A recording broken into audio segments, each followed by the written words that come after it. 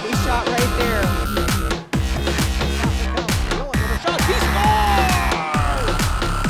Your official home for Beavers sports.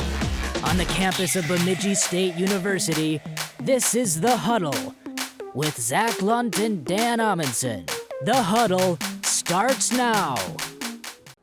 Welcome to The Huddle. I'm your host, Zachary Lunt. My co-host over here is Dan Amundsen. How you doing this week? Pretty good. How about you? Good. It's beautiful outside, so I'm doing great. Right, 60 or like 60 or 7 today. Yeah, it's beautiful. Beautiful.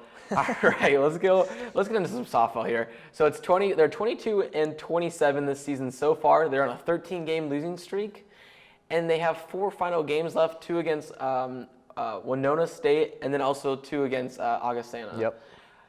Do you think they can win a couple more games before the end of the season? Or? It's going to be tough. Augustana and Winona, they're both really good teams. We talked about Winona last week, but Augustana, they're going to come in and play really well too. And unfortunately, this weekend, when they play this weekend, the weather doesn't look as good as it is today. It's beautiful out, but I think Saturday it's like going to be 42 and rainy or something, which is some of the absolute weather to play ball in. It's probably going to have to move to the turf again, which is really too bad because they've been stuck over there for a while. But hopefully they can just finish strong. We feared what happened to them, that they'd get in conference play and really struggle, and that's what's happened this season. So hopefully they can just kind of finish strong, just have fun playing ball. That's all you can really do at this point. You're not really playing for much, except for a little bit of pride, and just to have a great time and get out and enjoy outside and enjoy playing ball, because there's nothing better than that. Right. So what happened with the softball team with them losing 13 games? What do you think is wrong? Like what went wrong for them? Honestly, the wheels just kind of fell off the bus a little bit. You know, you kind of came in probably to conference play with a little bit of false hope. You know, thinking, oh, well, we just beat a lot of teams. We're really good, and maybe came in a little too confident, and then kind of got a little bit of a reality check when you started playing some better teams. Then maybe they started kind of feeling sorry for themselves, started getting down in the dumps. Well, now we're not as good as we thought we were. Started losing confidence.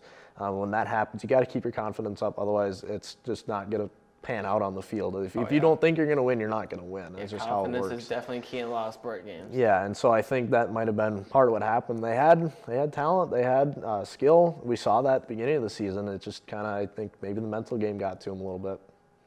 Yeah. So let's go into some baseball here. Baseball is 6-29. Their next game is on April 27th against Crookston, and that's gonna wrap up the season. They got a couple more games after that. The baseball team doesn't really have much they can do anymore. No.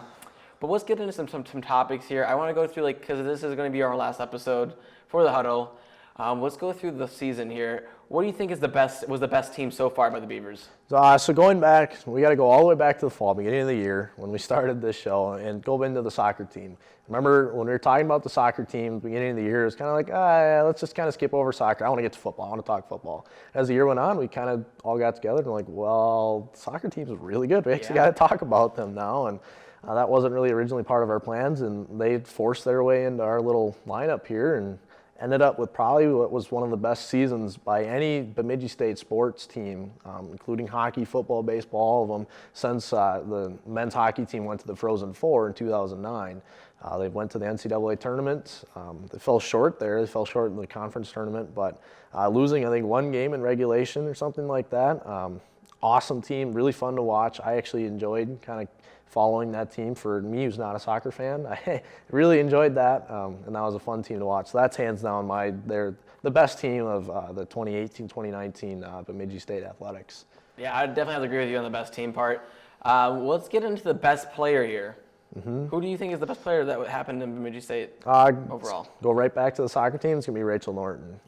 Set the all-time scoring record for goals at Bemidji State here. I believe she was All-American. Kind of put the team on her back. And I don't want to say she was the whole team, as they also had very good players surrounding her. Yep. But what a soccer player she was. Fun to watch. Great stories. Get into some of her background a little bit. Really, really cool stories and how she's kind of powered through some tough times in her life. Yeah. With some tragedy that happened not too long ago. But with her dad, yeah, that was rough. Yep. And then to have the year she had and carry this team to the height she carried, it was pretty cool. That accolade, hands down, goes to her. I don't think there's any argument for anybody else. Oh yeah, and the stuff she went through, like you were saying, like she went through some trials and came back and still is just did great. Yeah, outstanding player. Yeah. Great character, great strong mind. That's a strong mind and a great character right there. A great athlete. You know, has everything put together and everything you need to compete on and off the field. That's what you want from your athletes. Great role model for kids, actually. All right, so let's get into the next one is best game. What do you think is the best game so far was in the season? So this one, you got to dig back into the archives a little bit. Probably one that got swept under the rug. I'm going to say the homecoming football game. And this one was tough for me because I had about 3 games pegged out that I wanted that could have won this. One was when the men's hockey team beat North Dakota, ranked the first game of the hockey season. They won 2-1 at Sanford Center. They were ranked 13th. I was really jacked up about hockey season. That game was awesome. The atmosphere was great. Probably the best crowd Sanford Center got all year. So that game was right up there. And then when the women's team beat Wisconsin, the number 1 ranked team, and then followed up the next week beating number 9 Ohio State, those games were kind of up there too. But I wanted to go with this football game because if you remember, you and I were both there. And a lot of people left at halftime, a little after halftime, because they were down 21-3. The weather was kind of cold. It was chilly. But then they stormed back and somehow found a way to win that game and ended up winning their homecoming. I think it was 25-21 or something like that. Got to jump in the lake like they do when they win on homecoming. It was really fun. Great comeback, great team play there, and it was really fun. And I think that one is going to get my award for best game of the year. Now I had to disagree with you with best game. I would go with the men's hockey team. With you had to go back. It was more in like December area, stuff like that. January, yeah. With Minnesota Hockey Day, with Bemidji State playing against Michigan Tech and winning an OT, and especially with the hometown Dylan Eichstädt. Yep. Yeah, the guy from Bemidji State, actually, or Bemidji High School, I should say. He's actually from Bemidji. He's a hometown from here, and he had the OT win. Yeah. That game was pretty cool too. I forget about that one. That whole weekend kind of ran together for me, but especially that atmosphere outside under the lights. You don't get that playing hockey very often. That was pretty cool too. Yeah, it's not like it was a opportunity to happen every year. Right. But luckily, Bemidji finally got to host it. Yeah, that's a once in a lifetime opportunity to get to play on Hockey Day in Minnesota. And especially beating your rival team that beat you in the playoffs the year before, and then getting to beat them in OT and a shot like that from a hometown. And with how cold it was too that weekend. Yeah. That's the one thing I never forgot about that weekend was how cold it was. That was cold to say the least. Cold, yeah. All right, well, let's go with next we got the biggest disappointment of the season. So what is your biggest disappointment? See, I think for me, it goes back actually to the football team. They started off really, really hot. We were pretty excited about them, thinking what can they do in the NSIC playoffs at the end of the year, and ended up missing everything completely. The wheels kind of fell off the bus. They lost their quarterback. Brandon Alt got hurt, and that doesn't help at all when you lose your key components like that.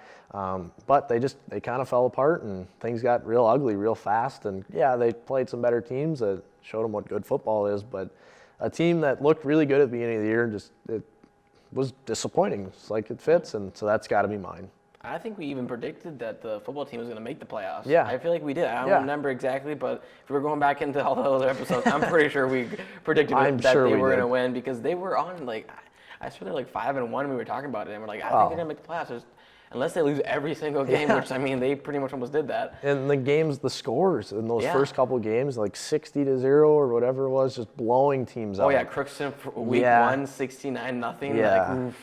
But that's an embarrassment. Crookston's Crookston. And and they were a division, I think they were a Division 3 team, so. And then they just moved up to the D2. Yeah. But I would say if I was to choose a biggest disappointment would have to be the soccer team. Unfortunately, even though they're probably the best Bemidji State team, soccer team at least for history-wise, it was the biggest disappointment just because how high they were ranked. They were ranked number 3, and then they go into playoffs, the first round of playoffs in the NSIC, and they lose in the first round to Upper Iowa. I don't even remember. It was embarrassing. I think it was Not Upper Iowa, but and it's just it unfortunate.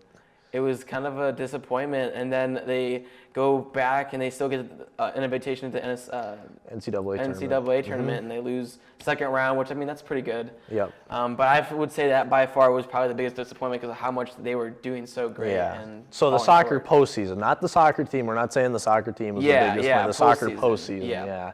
Don't want people getting angry hate mail when we get done with this because the soccer team was fantastic this year. But definitely. that postseason was definitely disappointing. Yeah. Well, I think that's all we got, but you got a couple of things you want to shout out here? Yeah, so it's our last episode, and I got to say this was not a position I thought I'd be in. It being my first year here at Bemidji State. So I got to give credit to Cassidy Ziegler, actually, for getting me involved with this whole program. She's the one who asked me to do this. And then, of course, you, Zach, for letting me tag along and get this thing rolling. And then everyone else who's helped, Kyle Johnson back in the studio right now, and everyone else who's helped us fill in when we need people. Doing cameras or whatever. It's been a lot of fun. And thank you guys for sticking with us all year and watching all our episodes and sticking with us. And I can't wait to see what we have in store for next year. Yeah. Well, I'm glad that you came here, man. Would have been not been a show without you. All right. Well, you heard from us. We'll see you guys next year, though. Bye.